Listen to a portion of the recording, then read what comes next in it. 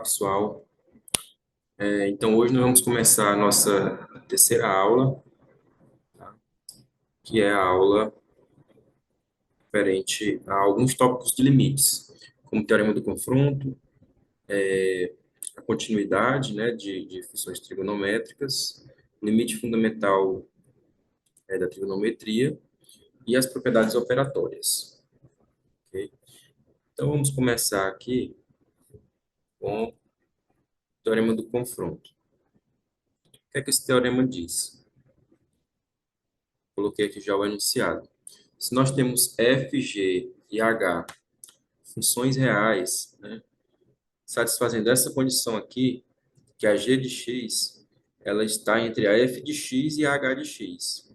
Ok? F de x é menor ou igual do que g de x, que é menor ou igual do que h de x. Isso para todo x no intervalo CD, tá? Contendo A. Essa questão do intervalo aqui é porque a gente não precisa se preocupar que essa desigualdade seja válida para todo x, só precisa para x próximo do ponto que eu estou analisando o limite, que é o ponto A. Só precisa satisfazer em um intervalo contendo A. Se o limite de f de x, quando x tende a A, for L, e o da h, quando x tende a A, também for L, então o da g de x também será L. É isso que diz o teorema, mas nós conseguimos entender melhor nessa figura aqui. Veja só, a função g, essa em vermelho aqui, o gráfico dela está aqui em vermelho, ela sempre está limitada por baixo pela função f e por cima pela função h, ok? Só que próximo do a, essa função f em azul, ela vai se aproximando de L. E essa função aqui, h, né, indicado por verde, ela também está se aproximando de L quando x tende a A. Como a vermelha está entre elas, consequentemente, essa função g em vermelho, ela também vai se aproximar de L quando x tende a A. Okay? Então, é isso que diz o teorema do confronto. Em alguns livros, até chamam de teorema do sanduíche, porque fica meio que um sanduíche, né? A função g, ela fica entre a função f e a função h. Ok? Vamos fazer aqui um esboço da demonstração desse teorema.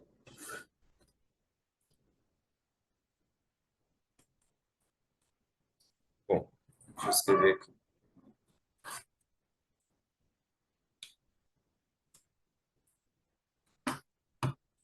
Seguinte, a primeira coisa que nós sabemos é que o limite de f de x, quando x tende a A, é igual a L. Ok? Então, o que é que a gente pode afirmar? Deixa eu mudar a cor aqui do céu.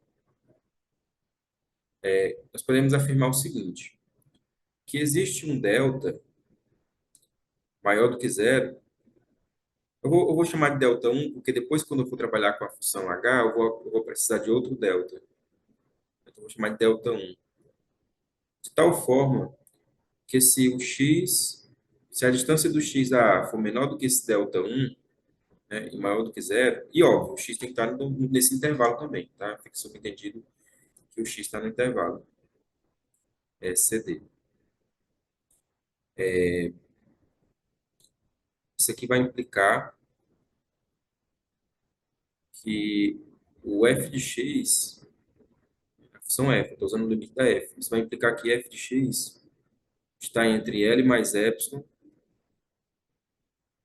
e L menos epsilon. Isso para qualquer epsilon que eu imaginar. Tá? Deixa eu colocar aqui. Para todo epsilon maior do que zero, existe delta um, tá? Só que outra coisa, eu posso usar o mesmo raciocínio para a função h, ok? Eu posso dizer o seguinte, como limite de h de x, quando x tende a também é L, então, o que acontece? Para todo epsilon maior do que zero, vai existir um delta maior do que zero. No caso aqui, como eu já usei delta 1 lá, eu vou chamar aqui de delta 2. De tal forma que se o x estiver próximo do a, né, menor do que delta 2, então a g de x, desculpa, a h de x, ela também vai estar próximo de L, ou seja, ela vai estar compreendida entre L mais epsilon e L menos epsilon, tá? Bom, só que o que é que eu posso afirmar sobre a função E, a função G, que ela está entre f e h?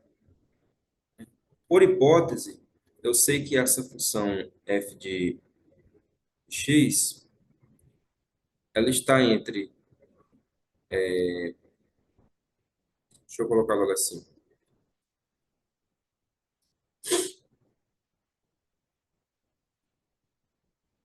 eu vou tomar, pessoal, um delta, eu estou querendo o seguinte, eu estou querendo que para x próximo de a seja satisfeita essas duas condições, tá? Essas duas condições. É essa daqui que eu estou circulando e que também seja satisfeito essa daqui que eu estou circulando. Só que veja que essa é satisfeita para esse delta um e essa é satisfeita para esse delta 2. Só que se eu quiser que seja válida as duas ao mesmo tempo, eu preciso tomar o x mais próximo de A possível. Para isso, eu considero esse raio delta como sendo o menor dos raios, menor entre delta um e delta 2. Tá? Porque se eu fizer isso, quando a distância do x ao A for menor do que o delta, consequentemente vai ser menor do que delta um e que delta 2 também. Ok? Então, nós temos o seguinte: se o x menos A for menor do que esse delta, maior do que zero, claro, o x tem que estar compreendido naquele intervalozinho CD. É isso?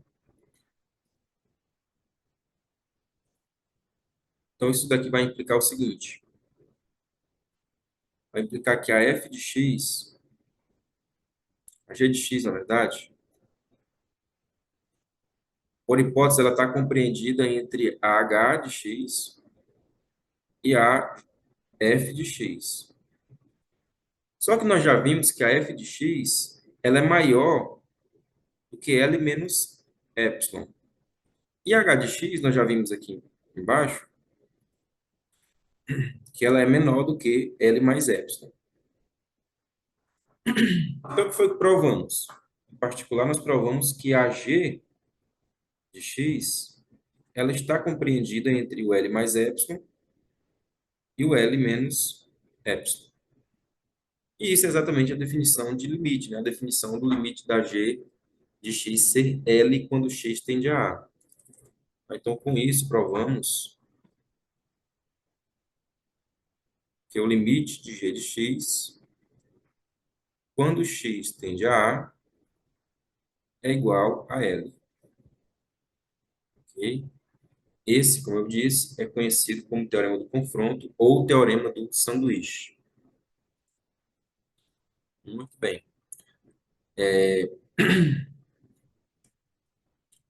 Vou fazer aqui agora o limite fundamental trigonométrico com uma aplicação do teorema do confronto. Então, vamos lá para limite fundamental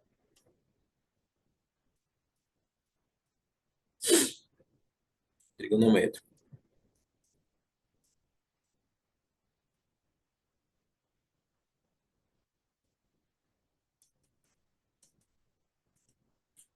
O que é que diz esse limite? Diz o seguinte: o limite do seno de x dividido por x, quando x tende a zero, quanto é que dá isso? Veja que a gente não pode simplesmente substituir, né? Substituir x por zero, ficaria aqui uma divisão por zero que não é definida, né? Ficaria uma indeterminação aí, no caso, zero sobre zero. Então, como vamos encontrar esse limite? Esse limite, pessoal, é igual a 1. tá? Mas nós precisamos justificar isso e nós vamos justificar através de alguns argumentos geométricos, ok? E também utilizando o teorema do confronto. Para isso, eu vou precisar aqui do círculo trigonométrico. Deixa eu ver se eu desenho aqui o círculo trigonométrico. Formas. Temos aqui um círculo e eu vou colocar aqui os eixos do seno e do cosseno.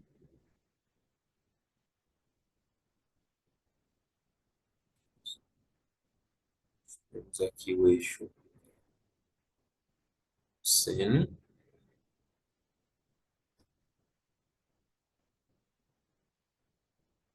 e o eixo cosseno. E aí vamos lembrar aqui algumas coisinhas, né, pessoal? Se eu pegar aqui um determinado ângulo, pegar aqui um certo ângulo,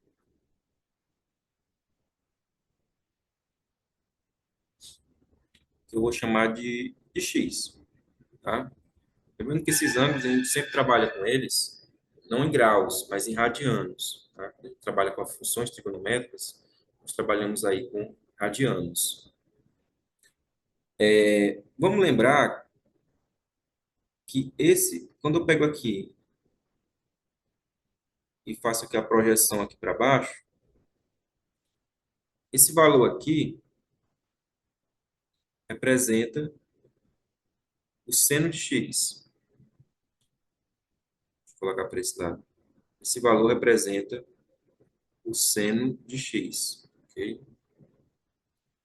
E tem outra coisa que nós vamos precisar também, que é saber onde é que está a tangente no círculo trigonométrico. No caso, a tangente, ela é essa reta representada por essa reta secante. Quer dizer, por essa reta aqui, tangente. Deixa eu desenhar ela aqui.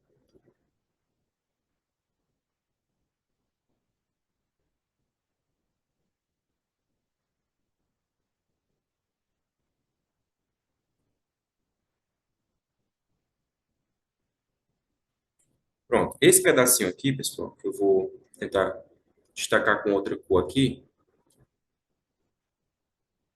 esse pedaço aqui em azul, a medida dela é tangente de x. Ok? E essa outra que eu já indiquei é seno de x. E essa outra aqui que eu vou tentar destacar com outra cor, aqui verde, é simplesmente o arco x. A medida disso aqui é a mesma medida do ângulo x aqui. Ok? Então, essa verde mede x. Então, o que é que acontece? Através desse desenho, a gente percebe que seno de x, podemos perceber que seno de x é sempre menor, né? Vou colocar menor ou igual, mas a gente está vendo que é menor, tá? Mas é sempre menor ou igual do que o arco x, né? Dá para perceber que aqui é uma linha reta e aqui o arco, com certeza, faz um caminho maior. Por outro lado, esse arco x, através do desenho aqui, a gente percebe que ele é maior, ele é menor do que a tangente de x, ok? Sua vez é menor do que tangente de x. Ou seja, a gente usou aí um apelo geométrico para a gente se convencer que essa desigualdade é verdadeira, ok? Então vamos lá. Isso daqui vai implicar em quê? Seno de x menor ou igual do que x. E a tangente aqui eu vou escrever, a única coisa que eu vou mudar é que eu vou escrever a tangente como sendo seno de x sobre cosseno de x, ok? Lembrando, pessoal, que pelo desenho aqui que nós fizemos, nós estamos considerando aqui x positivo, tá? X positivo. Então, digamos, no primeiro quadrante, né? Considerar o x maior que zero e menor do que π sobre 2. Mas, no fim das contas, a gente só está interessado no x próximo de zero mesmo, ok? Que a gente está calculando esse limite quando x tende a zero. Vamos manipular essa desigualdade um pouco. Como eu quero que o x fique embaixo, aqui no meu limite fundamental, eu vou inverter tudo. Tá? Lembrando que quando a gente inverte tudo, as desigualdades mudam, né? Então, vai ficar cosseno de x sobre seno de x menor ou igual do que 1 sobre x menor ou igual do que 1 sobre seno de x. Agora, para aparecer o limite, a parte que eu quero aqui, seno de x sobre x, eu vou multiplicar todas as desigualdades por seno de x, que é positivo, que eu estou considerando o caso x maior que zero. Então, quando eu multiplicar tudo por seno de x, eu vou ficar com cosseno de x menor ou igual do que seno de x sobre x menor ou igual do que 1. Então, olha só, nós conseguimos uma desigualdade que mostra que o seno de x sobre x está compreendido entre 1 e cosseno de x. Esse daqui eu vou colocar como parte aqui da atividade prática, você verificar essa desigualdade aqui através do GeoGebra, tá ok? Essa última desigualdade através do GeoGebra. Tá? Vocês conseguem acessar o GeoGebra, pessoal, através do site mesmo, ou baixando o aplicativo. Deixa eu mostrar para vocês aqui, eu já mostrei na última aula, mas eu vou mostrar aqui novamente. Só quero que vocês mesmos façam, né, os gráficos aqui. Né? Uma das funções é o cosseno de x. Ok? A outra função é o seno de x sobre x.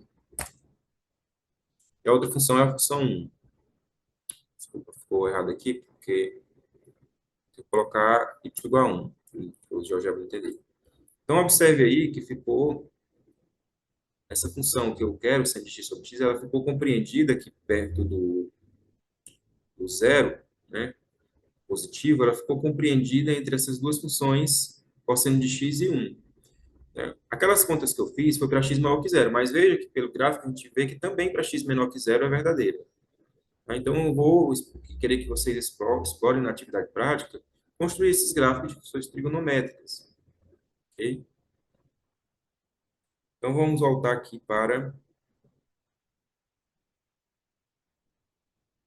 voltar para a lousa digital aqui. Ok. Então, agora ficou simples, pessoal, porque nós sabemos que o limite de cosseno de x, quando x tende a zero, cosseno é uma função contínua. Então, a gente pode dizer que isso aqui é igual ao cosseno de zero. Só que o cosseno de zero, até que pelo gráfico, pelo círculo trigonométrico, nós conseguimos ver que é igual a 1. Ok? E é óbvio que o limite dessa função constante igual a 1, quando x se aproxima de zero também, como ela é constante, né, ela vai acabar sendo igual a 1 também. Beleza? Então, tanto essa função como essa, o limite é 1 quando x tende a zero. Portanto, essa do meio, quando x tende a zero, também vai ser 1 o limite. Então, a gente pode concluir pelo do confronto,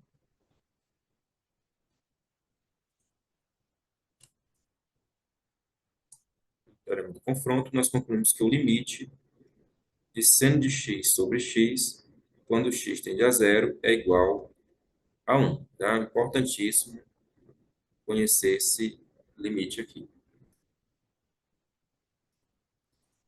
Certo. Eu falei aqui que cosseno, pessoal, é uma função contínua, ok? Mas, na verdade, não só o cosseno é contínuo. Todas as funções trigonométricas são contínuas. Tá? O seno, o cosseno, a tangente, a secante, a cossecante e a cotangente, todas são contínuas, ok? O seno e o cosseno, eles estão definidos em toda a reta, tá? Então, vai ser contínuo em toda a reta. Eu falei aqui que a tangente é contínua, de fato, ela é contínua no seu domínio, tá? Mas se você for desenhar lá no GeoGebra, você vai perceber que tem pontos em que a função explode, em que a função vai para mais infinito, vai para menos infinito, tá? Mas ainda assim, ela é contínua nos pontos em que ela está definida. Por exemplo, a função tangente, ela não está definida no π sobre 2, tá? Não está definida. Então, não faz sentido eu perguntar sobre continuidade no π sobre 2. Só faz sentido eu perguntar sobre continuidade nos pontos do domínio da função.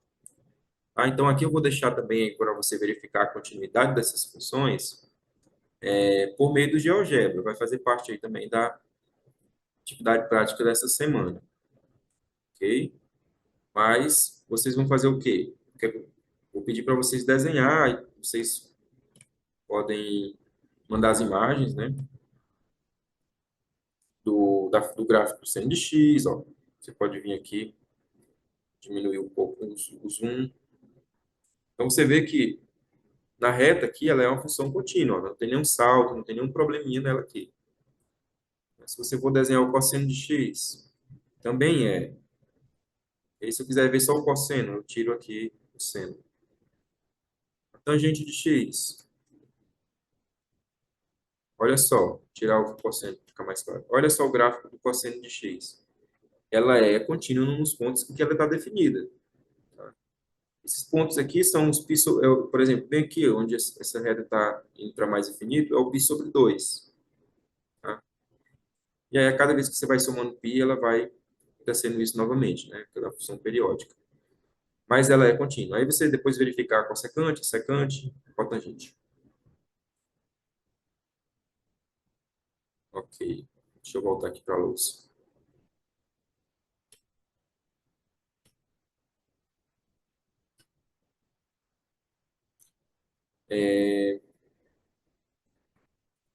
Bom, já demonstramos o limite fundamental.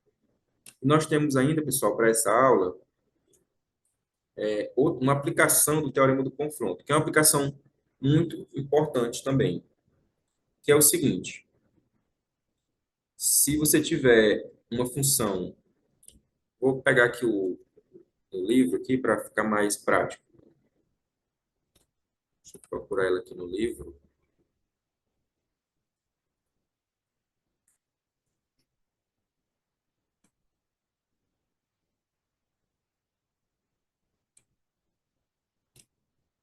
Pronto, esse é o teorema que eu me referi.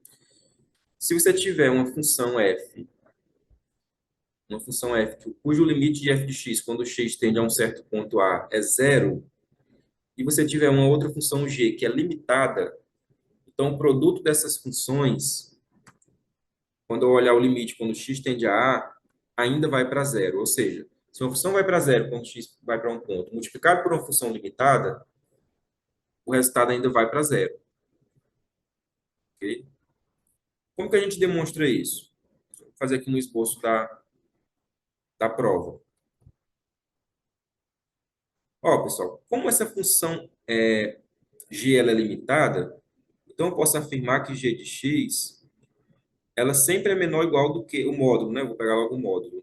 Ela é sempre menor ou igual do que um certo m, ok? E ela é sempre maior ou igual do que zero, tá? Existe esse m. Vou colocar aqui. Existe m maior do que zero, de tal forma que isso daqui aconteça. Isso para todo x desse intervalo que ele colocou no enunciado aqui, alfa, beta, ok? Então, o que é que acontece?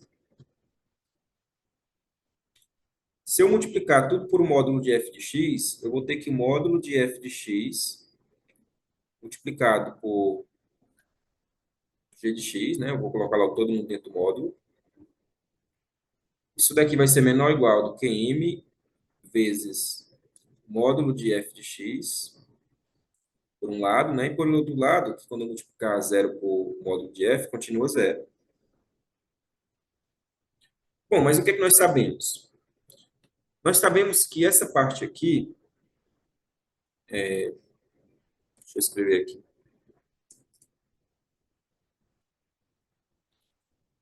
Nós sabemos que o limite constante igual a zero, né, quando x tende a um ponto A, né, a função constante igual a zero dá zero. E o limite dessa outra função, uma constante vezes o módulo de f de x, quando x tende a um ponto A, nós já vimos na aula passada, a gente vai relembrar daqui a pouco essas propriedades novamente, que quando tem uma constante multiplicando, essa constante ela pode sair para fora do limite. Então fica o limite do módulo de f de x quando x tende a A, ok? Só que o limite da f de x é zero, tá? Sempre que o limite da f de x for zero, quando x tende a A, o módulo também vai para zero, ok?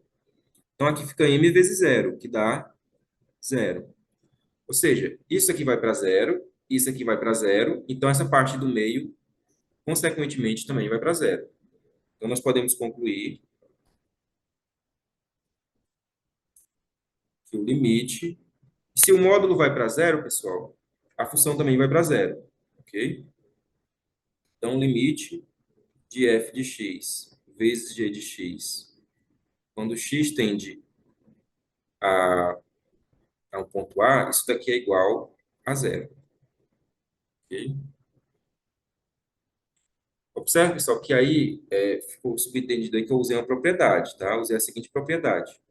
O limite de uma função f de x, quando x tende a um ponto A, é igual a zero, se e somente se o limite do módulo dela também for zero, ok? Então, existe essa propriedade.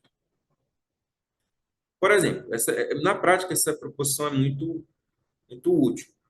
Por exemplo, se eu quisesse calcule o limite de x multiplicado por seno de um sobre x.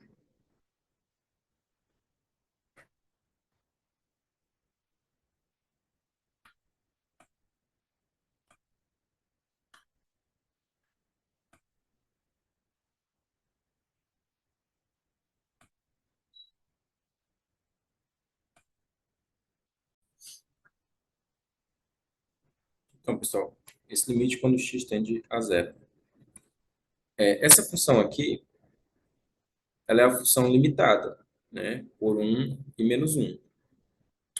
E essa função aqui, quando x vai para zero, ela tende a zero. Então, esse limite aqui é igual a zero. Como você justifica isso? Só você dizer, pois seno de um sobre x é limitada e o limite de x, quando x se aproxima de zero, é igual a zero. Portanto, o produto vai para zero também, né? O limite vai para zero, quando x tende a zero. Só um exemplo, mas poderia dar vários outros exemplos aí. Em relação, pessoal, às propriedades operatórias, que também está para essa aula, mas eu já falei na aula anterior,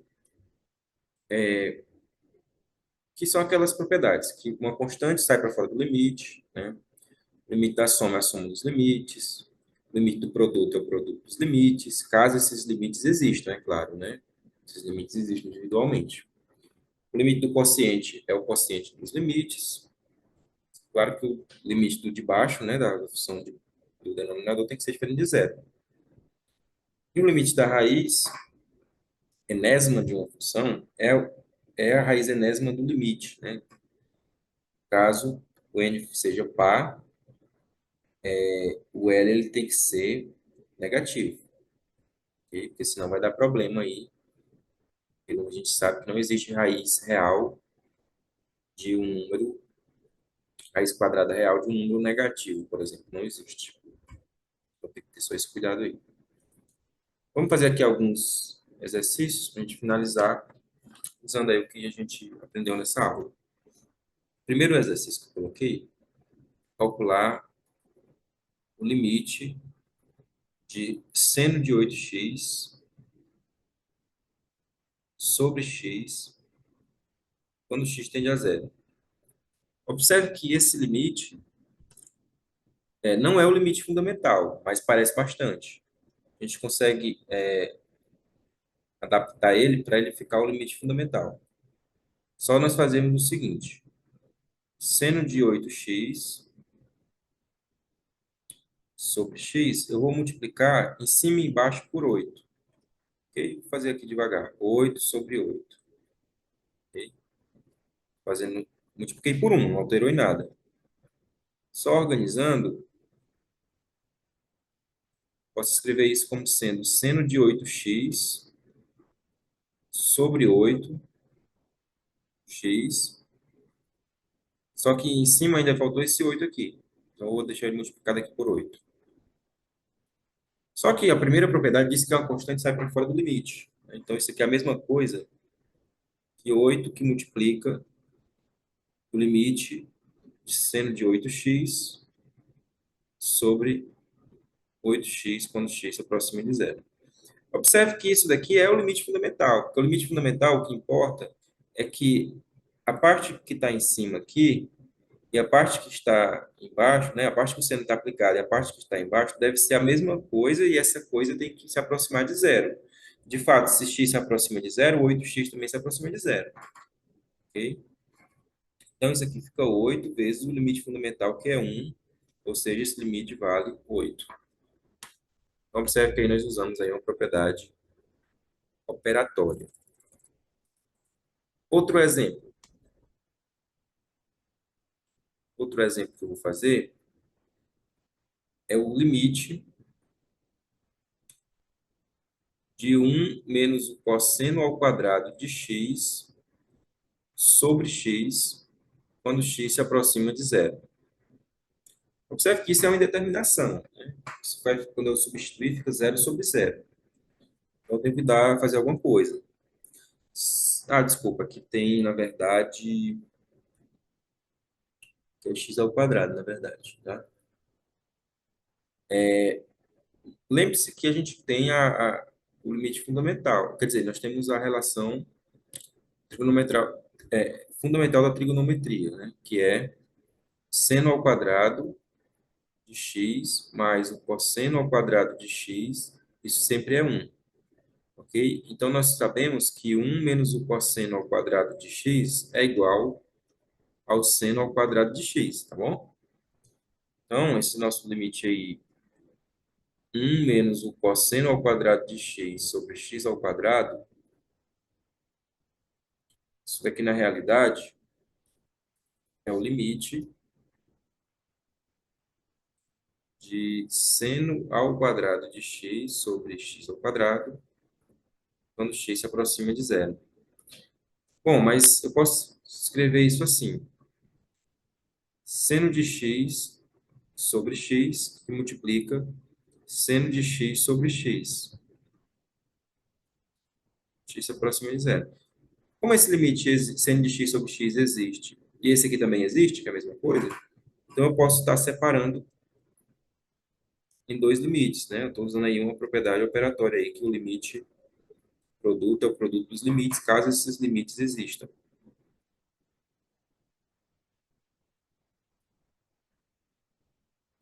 Então, isso daqui nós sabemos que é 1 vezes 1, que é 1. Tá? Um outro exemplo que eu vou fazer, um exemplo importante, é o seguinte: limite de 1 menos cosseno de x sobre... Um limite interessante, né? Como é que fica isso daqui? Bom, eu vou fazer o seguinte: aqui se você substituir por zero, dá indeterminação também, ok? Então, aqui eu vou usar uma estratégia de multiplicar em cima e embaixo por o seguinte: 1 menos cosseno de x sobre x ao quadrado, quando x tende a zero. Vou usar a mesma estratégia lá, só que que eu multipliquei por 8 em cima e embaixo. Só que aqui eu vou multiplicar por 1 mais cosseno de x em cima e embaixo. Multipliquei por 1, não alterei nada, ok? Por que que eu fiz isso? Porque em cima, quando eu fizer esse produto de cima, né, eu posso até fazer rapidamente, porque aqui é a diferença multiplicada pela soma, né? A gente sabe que é o quadrado do primeiro, que é um, menos o quadrado do segundo, que é cosseno ao quadrado de x. Mas se você está em dúvida, faça a multiplicação que vai dar isso. E embaixo vai ficar x ao quadrado, vou organizar da seguinte forma. Vou deixar o x ao quadrado aqui, vou deixar isso aqui separado. Um sobre um mais cosseno de x. Tá? Que é essa parte aqui que ela não podemos esquecer dela. Bom, só que esse primeiro limite, a gente já estudou ele no exemplo anterior. Nós vimos que esse limite existe. Ok? E esse limite aqui, ele também existe, porque quando o x tende a zero, o cosseno de x vai para 1. Tá? Então, aqui vai ficar 1/2 esse limite aqui. Então, os dois limites existem, então eu posso estar separando dessa forma. Né? O limite do produto é o produto dos limites.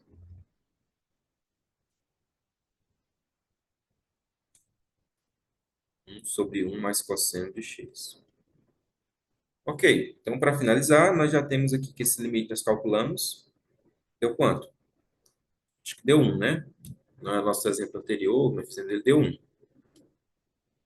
E esse daqui, como eu falei, eu posso substituir tranquilo aqui, tá? Porque essa função é contínua, nós já estudamos isso na aula passada. Por que que essa função é contínua, pessoal? Vamos relembrar. O 1 é uma função contínua. O cosseno é uma função contínua, então 1 mais cosseno ainda é contínua.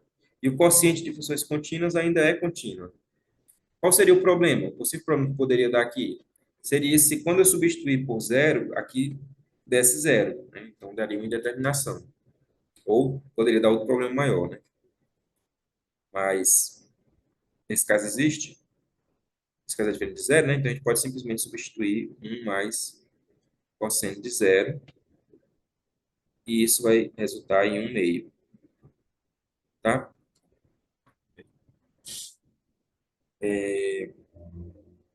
Fazer mais um exemplo e nós encerramos. O limite, quanto seria o limite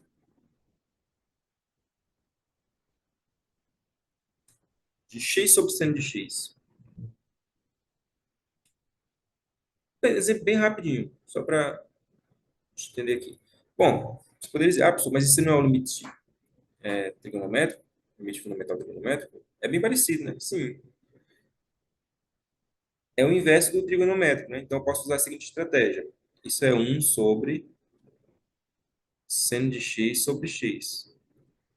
E eu só inverti ele, né? Dá no mesmo aqui. O x tende a zero. Bom, mas o de cima eu sei que existe o limite, né? A função constante igual a 1, o limite existe. E o de baixo é o limite trigonométrico, que também é 1. Como os dois limites existem, então eu posso estar separando esses limites, né? Limite de 1 quando x tende a zero sobre, só escrever melhor aqui.